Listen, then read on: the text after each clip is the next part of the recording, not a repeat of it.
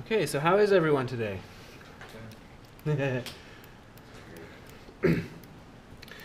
Yeah, tired. And I look out and question the wisdom of having a lecture the day before a long break. It's because Pokemon came out this morning. Pokemon? Yes. Oh, Yeah. did it? Pokemon. Sun and moon, man. Wow. And at least one person in this classroom has a Torracat now named Neon Xena. It might be me. Wow. I'm about to say, 'cause it's not me. Well, then you should be making better life choices, shouldn't you? Okay. Okay. Okay, so first question. Please provide a rational function with vertical asymptote x is equal to 5. So give me one that does this.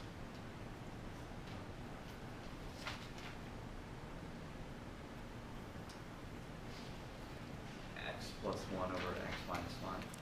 Okay, I like it. And the same.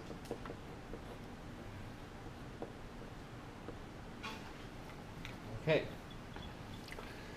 So this has a vertical asymptote at x is 5. Okay. Can someone else briefly explain just why it does have a vertical asymptote at x is 5? What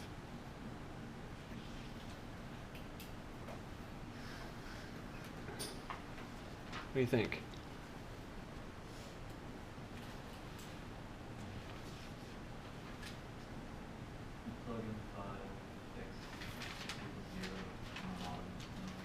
Okay, so the fact that there's a division by 0. Okay, I have a question then. So how about, so this one satisfies the requirements. How about this one?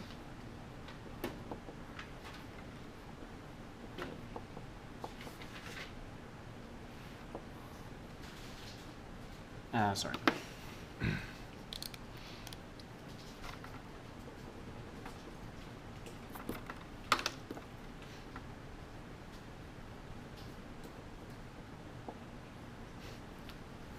Does this one have a vertical asymptote at x is 5?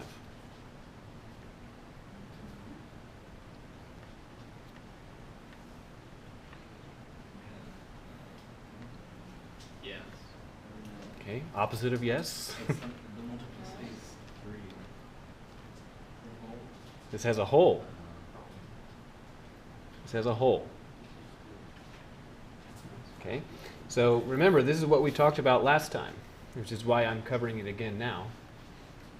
So remember, the classification is, for points of a rational function, is the point regular, is it a hole, or is it a vertical asymptote?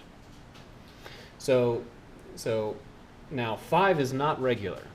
Why is 5 not regular?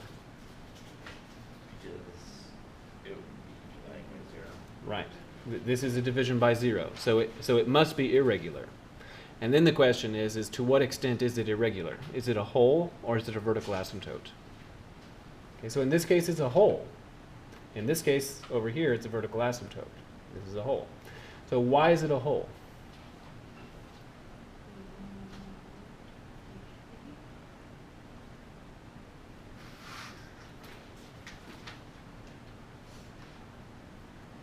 The multiplicity of the numerator is larger than the multiplicity of the denominator? Yes. In fact the test is greater or equal. Yeah. Right? So then what is the multiplicity of 5 in the denominator? 1. What is the multiplicity of 5 in the numerator? 2. And 2 is greater or equal to 1. As a result, this is a hole. So in this function, it would be a hole, so that would not satisfy the requirements. You can think of it like this. Supposing that we were to go ahead and cancel the x minus 5s, if we were to do it, would there be any x minus 5s left in the denominator? No, they'd be all gone. So it's a hole. Okay, how about this example?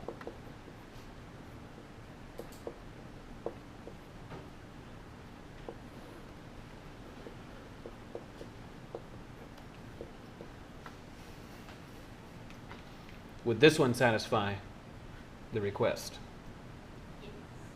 Yes, this one would. So why would this one satisfy the request? Multiplicity of the denominator is greater than the multiplicity of the numerator. Yes. So what is the multiplicity of x minus 5 in the denominator? 10. Okay, and in the numerator it is 2. So 10 is greater than 2, so this is a vertical asymptote. Alternatively, you can think of it like this. Suppose that we were to cancel all possible x minus 5s. Would there be any x minus 5s left in the denominator? Yes, there'd be 8 of them. So, yes, in fact, this would be a vertical asymptote. Okay?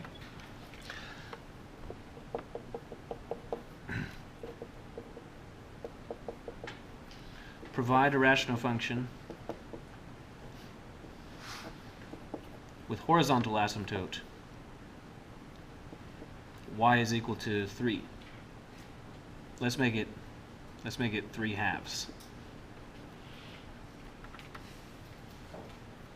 And provide has an E at the end.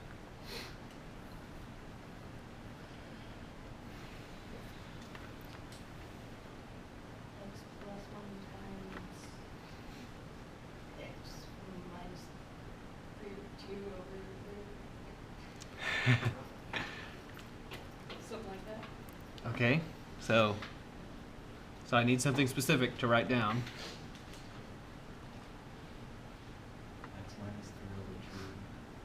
X minus 3 over 2.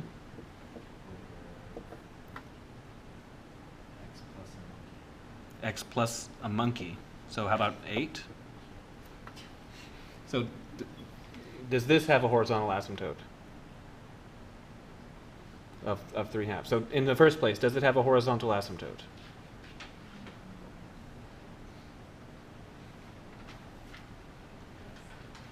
Yes, it does. What is its horizontal asymptote?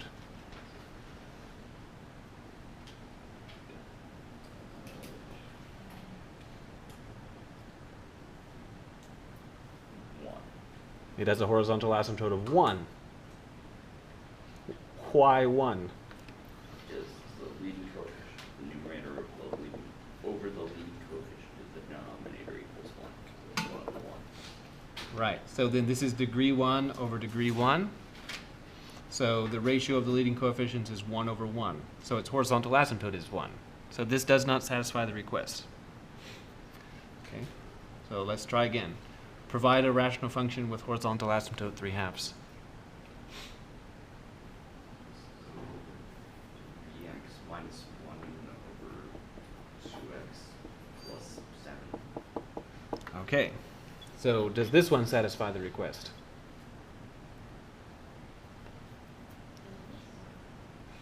It does, right? Because the ratio of the leading coefficients is 3 halves. Okay, how about this one?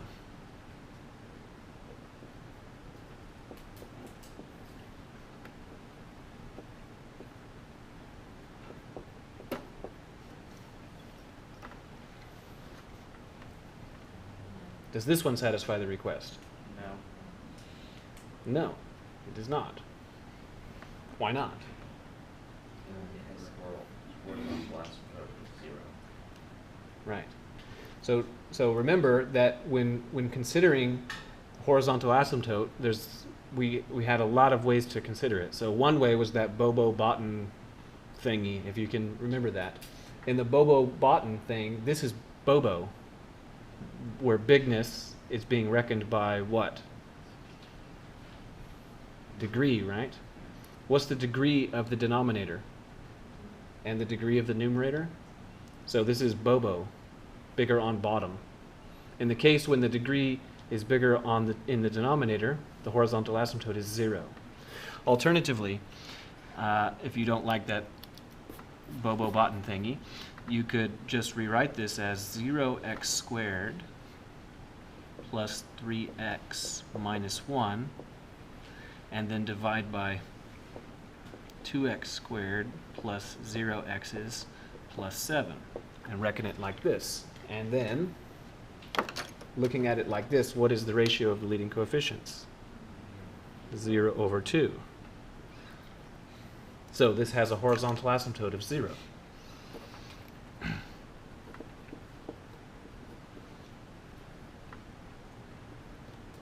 So that one does not satisfy the request. Okay, so any question about these? This is the other problem, right? So then physically, half of the class is not here. Physically. And then of the class that is here, mentally, maybe half the class is not here. It's hard. That's okay, I'm totally checked out myself too. Okay. So now let's look at a slightly different consideration.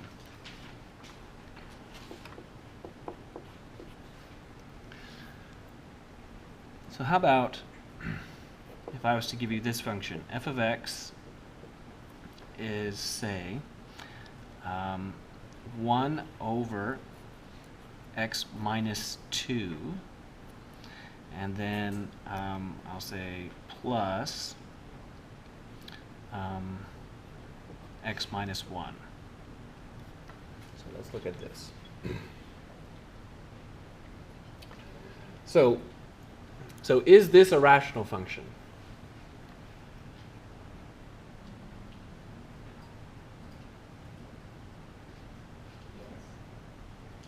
Yes, it is.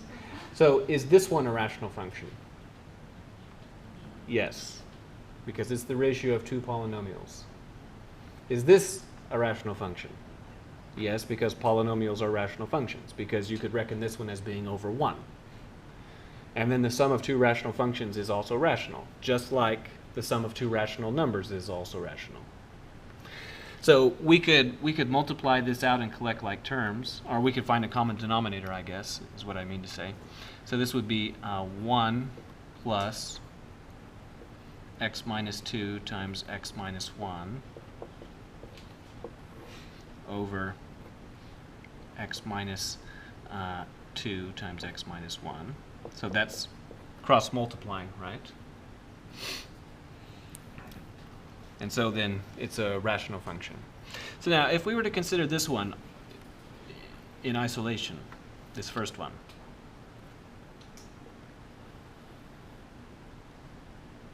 so let's consider this one in isolation. Does it have a vertical asymptote?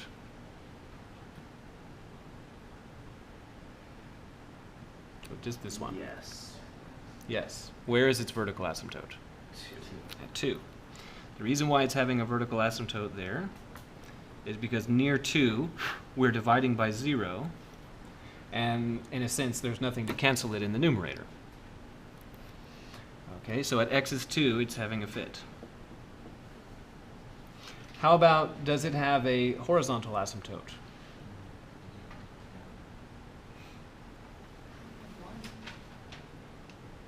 Does it have a horizontal asymptote? Yes.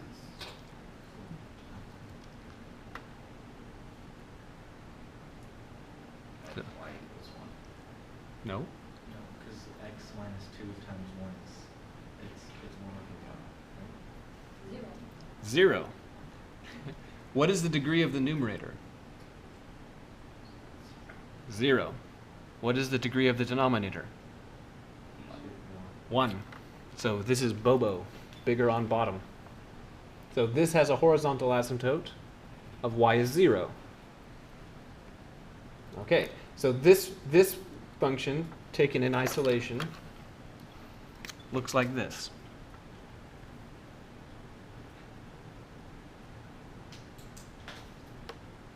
No, it doesn't do that at all. And I wrote it in pen. Ah, that's lovely. Okay, so it doesn't do this.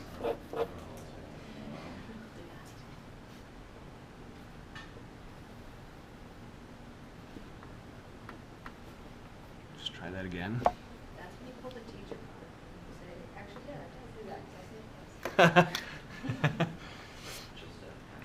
I personally believe that there's an objective external reality. Oh, it was, I think it was opposite. Go all Bob Ross on it. Oh, yeah, that's true. Okay, so this one taken in isolation looks like this. Okay, so this is what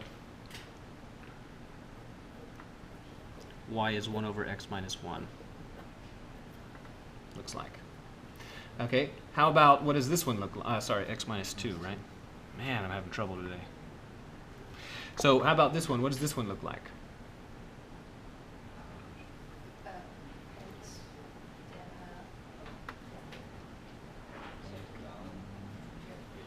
Like this? Yeah, it's just a line, right? Y is x minus 1 is the line of slope 1 with y-intercept negative 1. So this one by itself, so this one is that one.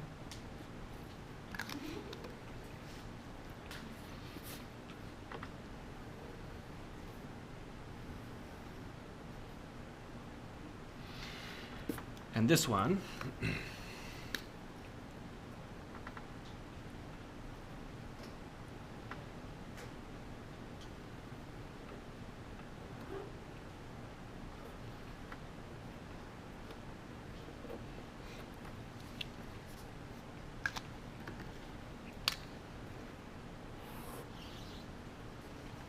okay, so now, what I'd like for you to observe is that near x is 2, this function is really big in magnitude.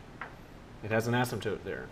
But then away from that asymptote, the output of this function is quite small. It's quite small and positive over here, and it's quite small and negative over here. Whereas this function is sort of opposite. Near x is 2, its output is 1, which is not big. And away from 2, that's when it starts getting big. So these are big and small in complementary places. This one is big near 2. This one is small near 2. This one is small near infinity. And this one is big near infinity. So what will it look like when we add these two together? Medium everywhere? It'd be medium everywhere. I like it. So if we were to add them together,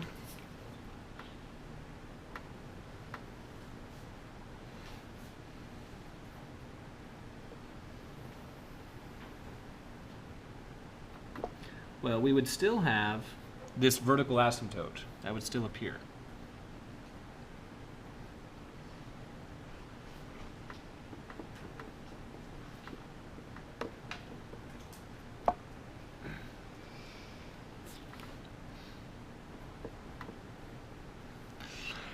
And something like this would still be evident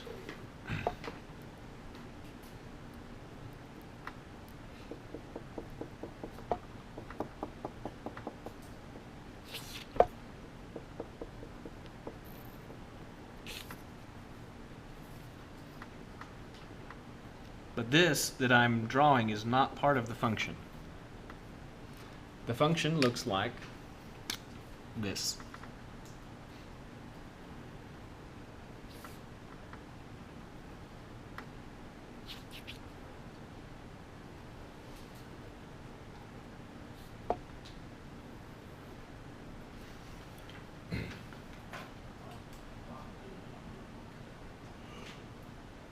So just the red. So this feature right here, it's not a horizontal asymptote because it's not horizontal. It's not a vertical asymptote because it's not vertical. So it's yet another thing. It's called a slant asymptote.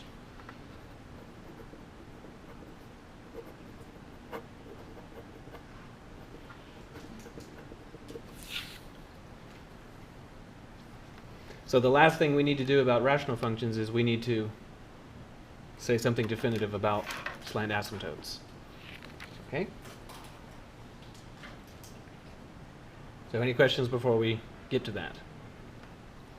Okay, so here it is.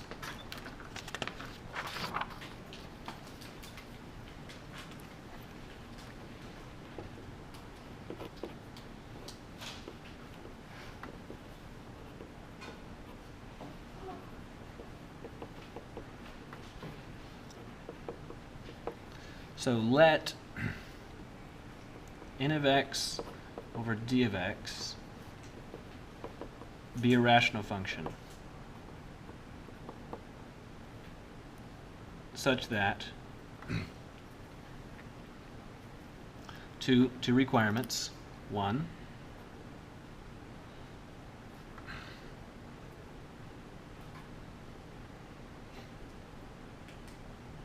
let's think about this for just a moment.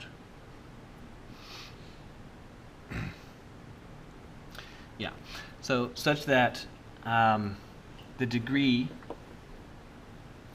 of the numerator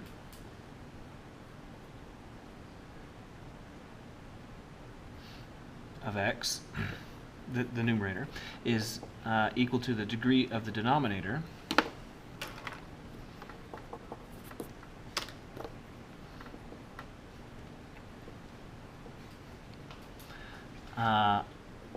plus 1. That is to say that the numerator has degree 1 more than the denominator.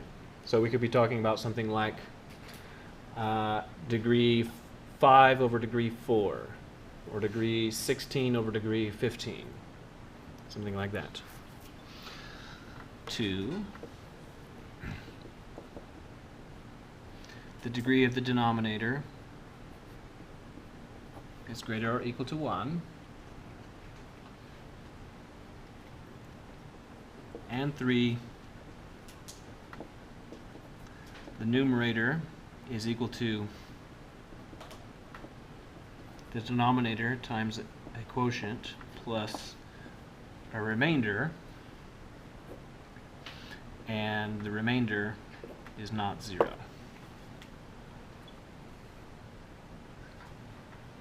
So that is to say that when we do long division or synthetic division, we have we find that there's a remainder, and the remainder is non-zero. Then we can take this equation, n of x is d of x times q of x plus r, and we can divide everything by d. So let's divide both sides by d.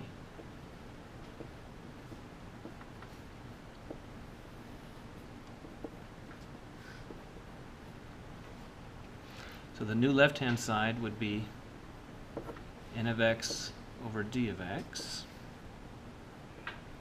And then let's perform all possible cancellations. So we could divide this d of x into this, into the first term. So if we were to do that, then what would we have? Just q of x. And then we could divide, make that also. So then that would be plus r over d of x.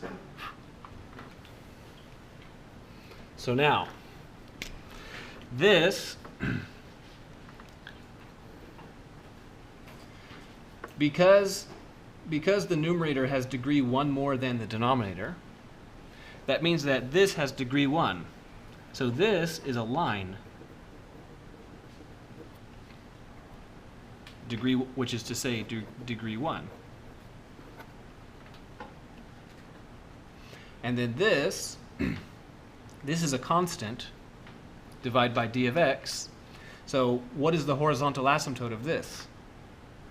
Just this term right here. So a constant divided by a polynomial. What will its horizontal asymptote be? 0. It'll be 0.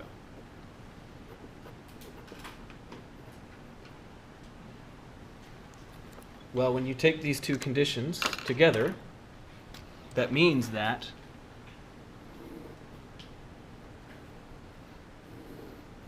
there will be a slant asymptote of of y is equal to q of x.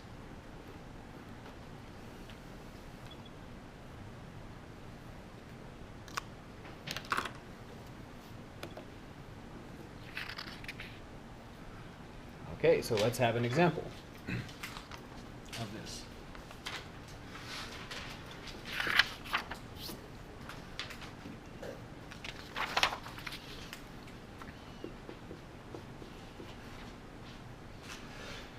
So how about f of x is 3x squared minus 2x plus 1 divided by x minus 1. So what is the degree of the numerator?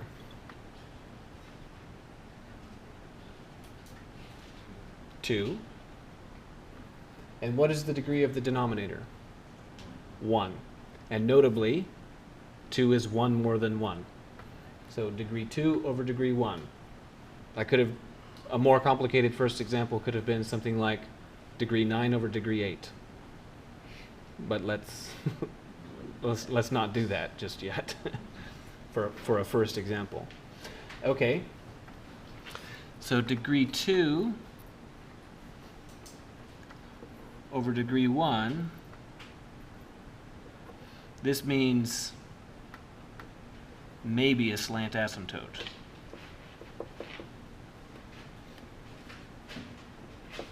So I say maybe. Maybe. Why maybe?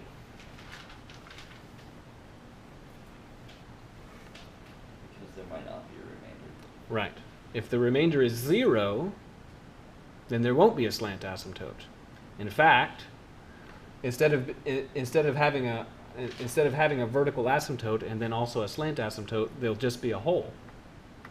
Right? Which is to say, if x minus 1 is also a factor of the numerator, then we could cancel.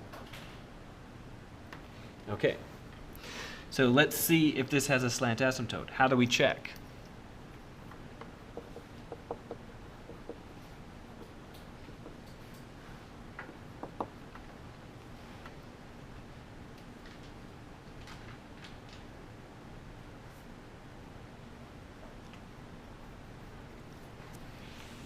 So analytically, the question of whether or not there's a slant asymptote is equivalent to asking of whether or not there is a remainder. So what should we do? Divide. So let's divide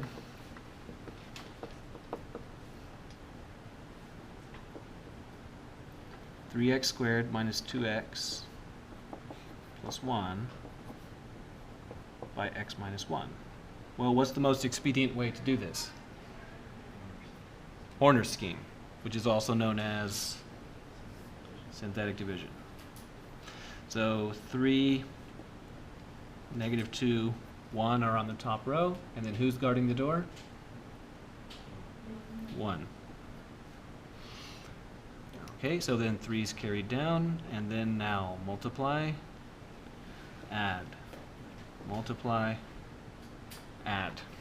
So at this point, we haven't sketched it, we haven't determined if there is, we haven't determined what the vertical asymptote is, slant asymptote is, but what have we determined? That there is slant. That there is a slant asymptote. Which is where the good money probably was. Right, considering it's an example. So non-zero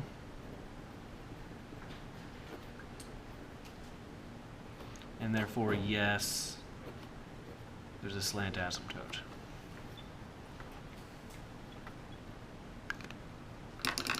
Well, that's the thing, you know.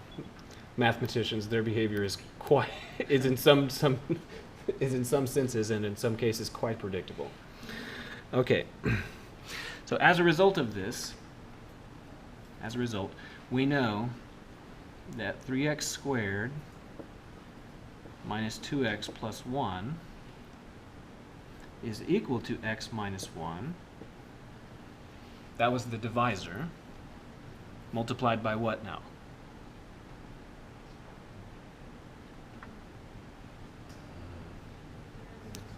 Three x plus 1. And then what else?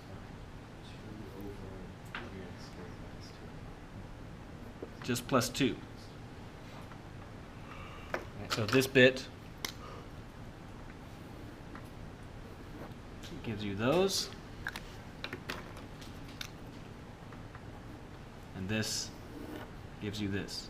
So this is directly analogous to in grade school when your teacher might have asked, okay, there's 20 goldfish, and I want you to break it into groups of 3. How many groups of 3 could you make? 6. That's the quotient. And then after you've made 6 groups of 3, there's 2 left over. So 20 goldfish is, in groups of 3, there's 6 of them and then 2 more. Now, if we were to take this equation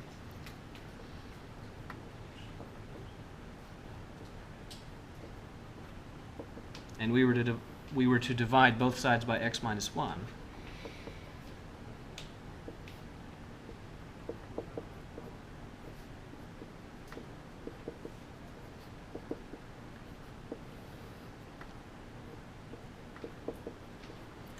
then the right-hand side can be simplified somewhat. So 3x squared minus 2x plus 1 over x minus 1. Well, what is the right-hand side after as much simplification as possible? Right, 3x plus 1, and then what? 2 over x minus 1. Plus 2 over x minus 1. Well, have a look. We've split the rational function into 2 pieces. A line, okay, so this is a line, and another part that has horizontal asymptote 0. So this one, it has a vertical asymptote at 1. So at 1, it's doing something, its output is enormous, near 1. So it's making an enormous positive or an enormous negative output. But away from 1, it's making a very small output. So something that is small and positive to the right, or something that's small and negative to the left.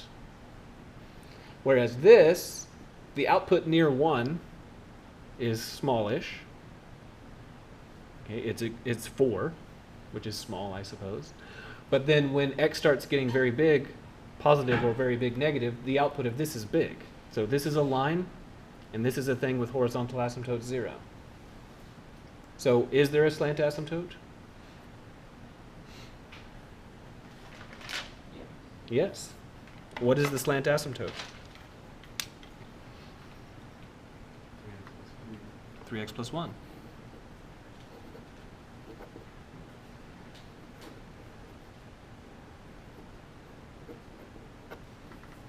So let's sketch what's happening here.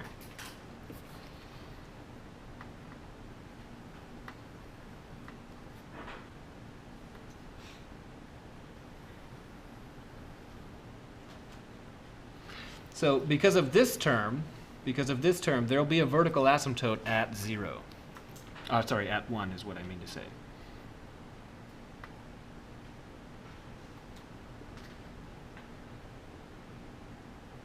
So at x is 1, there's a vertical asymptote.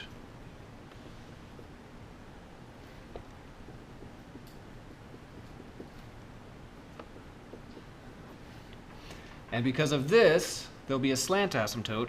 And how does this one look? If you were to plot this line all by itself.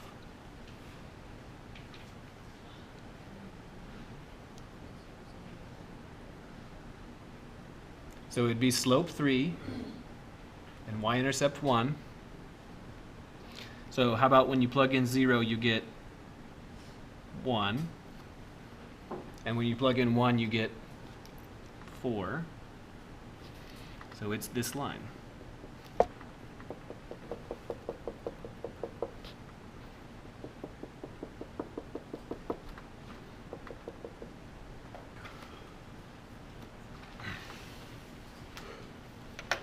Well, the resulting function looks like this.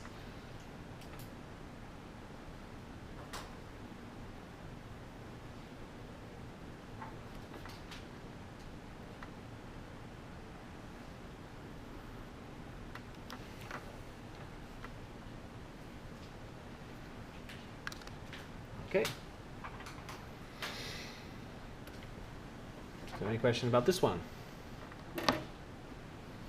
So now, this is sort of, this sort of concept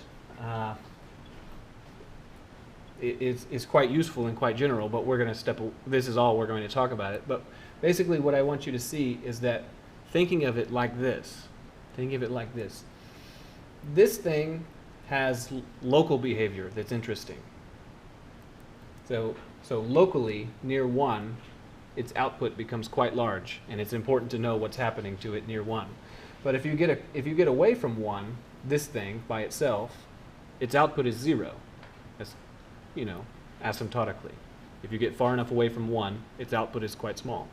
Whereas this one, when you start getting big positive x's or big negative x's, this one is the one that's important. So this one represents the global behavior, and this one represents the local behavior. So global, local. And there's nothing special about lines, right? So that we could make, we don't talk about it in this class, but we could have this is asymptotically, this function behaves like a line, but we could have it asymptotically, it behaves like a parabola. It'd be just like you take a parabola and then you insert a vertical asymptote somewhere to make it act crazy near that one point. So if you were to zoom out really, really far from this function,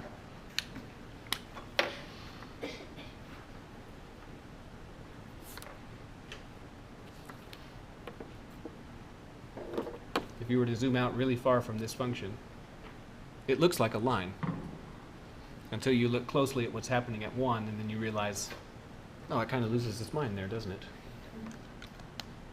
it? Good. Any questions about this? Okay. So any questions about rational functions before we move to something else?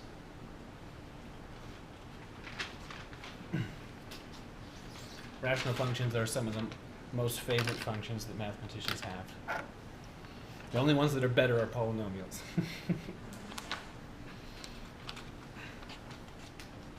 Okay, so now we're going to briefly talk about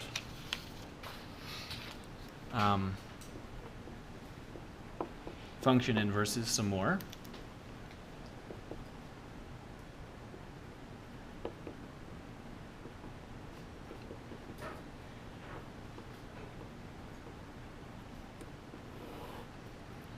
Okay.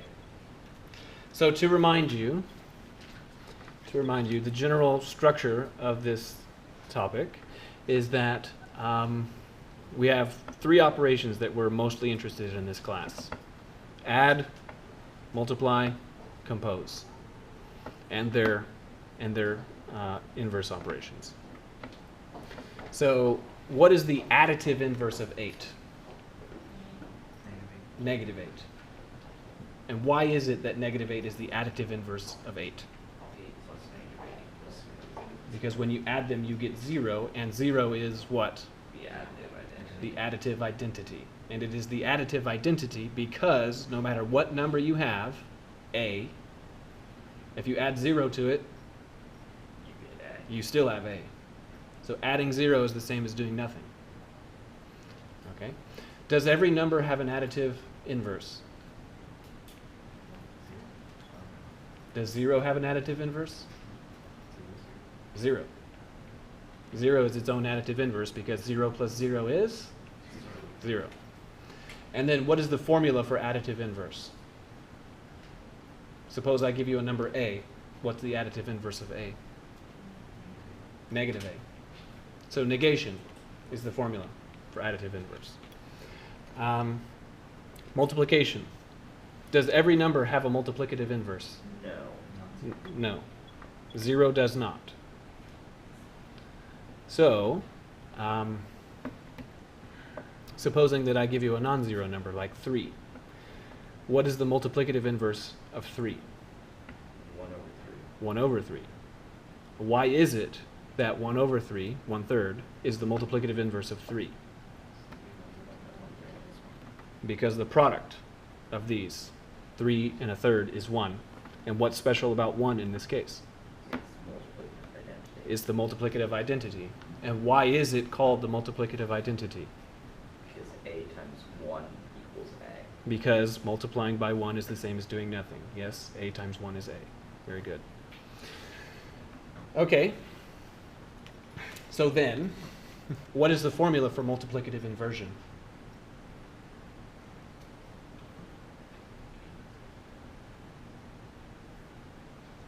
So the formula for additive inversion is negation.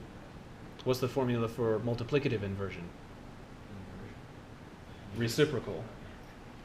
Reciprocal, right? So if I give you a non-zero A, then what's the multiplicative inverse? 1 over A. Okay. So then, now that we have that good and scrambled up, then we have composition. Composition. Okay. And we want to talk about its inverse. So now we're talking about functions. So does every function have a compositional inverse?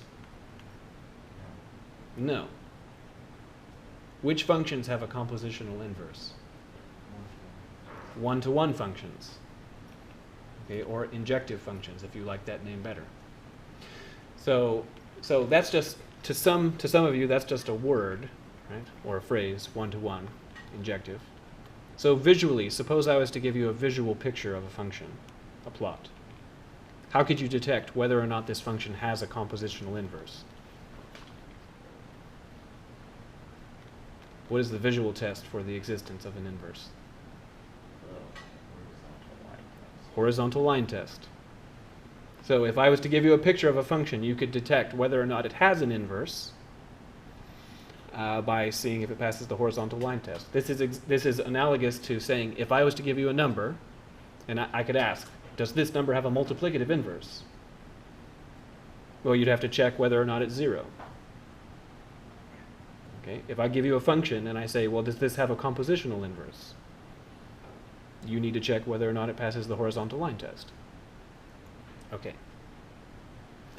So then, we're almost there now where we can start. So supposing that I do give you a function which is one-to-one, then how do you compute its compositional inverse?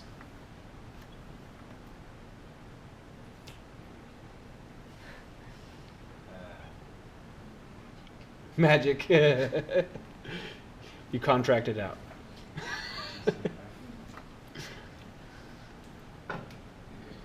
So remember that functional compositional inversion is equivalent to reflection across y as x. Right? Transposing the coordinates, y and x. Okay, which is why you need to pass the horizontal line test, because if you reflect a horizontal line across y as x, what does it become? A vertical line. Okay, good. So let's get to it. Okay. And then the last thing is that what is the compositional identity? Just like I asked, what is the additive identity? You said 0. And then I said, what's the multiplicative identity? And someone said 1. Well, what's the compositional identity?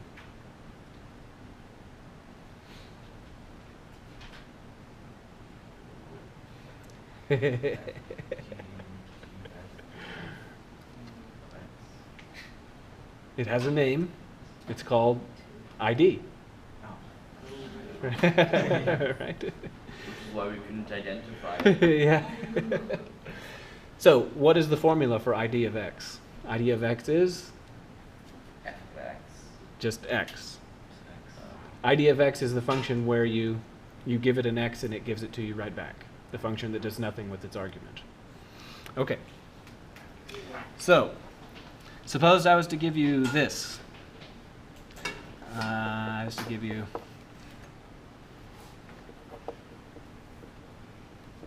f of x is, say, 3x plus 1 divided by 2x minus 5. So in the first place, Here's a rational function. We're not going to get away from that. So does it have a horizontal asymptote?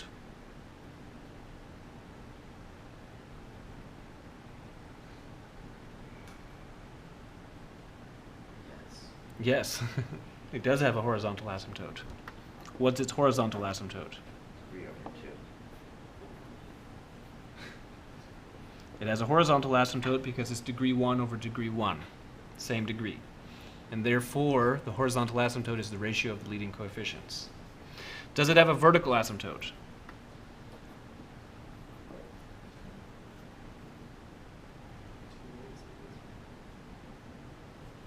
What has the same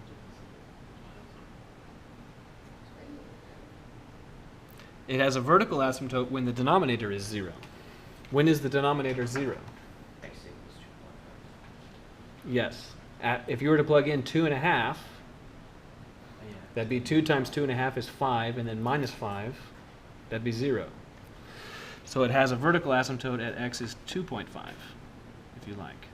So since we're dealing with decimals, I guess I'll make this one a decimal too, 1.5. Okay. So that means that this function, if you were to give a rough sketch of it, it has a vertical asymptote here-ish.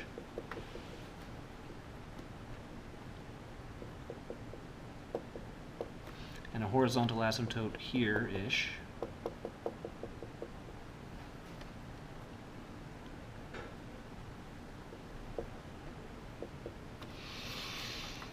Okay, and if we were to plug in, say, 10, this would be 30 over 20, so that'd be a little more than 1. So this function looks like this. And I have a question for you. Does this function pass the horizontal line test? Yes. Yes. Does every horizontal line cross it at most once? Yes. And therefore, you can answer the question, is this function invertible? Yes. Yes. This function is invertible. So let's find its inverse.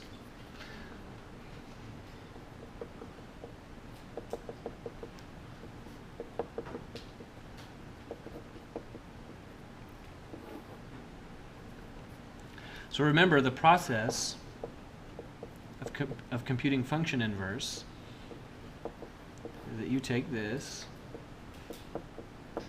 and the first thing you do is you replace f of x with y. So conceptually, that's kind of like looking at the plot. Then what do? Place x and y, or switch x and y. You swap them, right? So all the y's become x's, all the x's y's.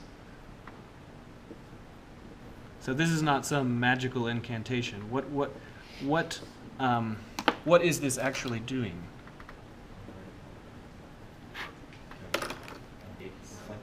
It's the reflection, right? It's swapping x's and y's. This is reflection across y is x. So now we quickly resolve for y. So I'll do this step quick since we're running up on the edge here. So I'll multiply both sides by 2y minus 5.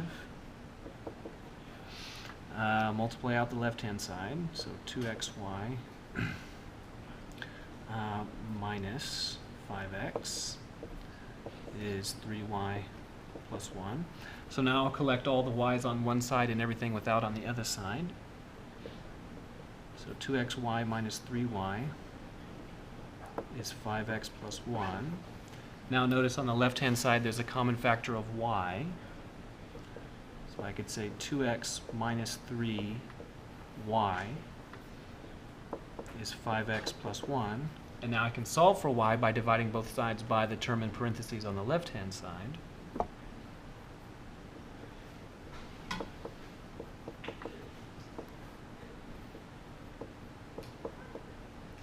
And that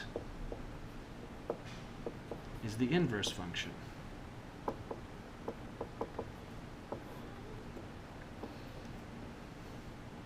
And now I have a question for you.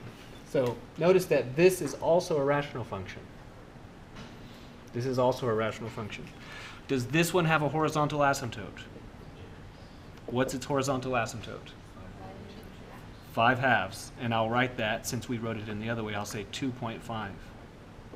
Does this one have a vertical asymptote? What's its vertical asymptote? 1.5. And I claim that that is entirely expected and obvious. Why is it entirely expected and obvious? It's the inverse of the other.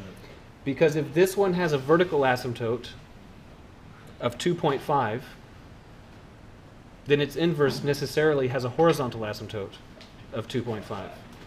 And if this one has a horizontal asymptote of 1.5, then its inverse necessarily has a vertical asymptote of 1.5. And we'll talk more about that after the break. Have a nice break. Yeah.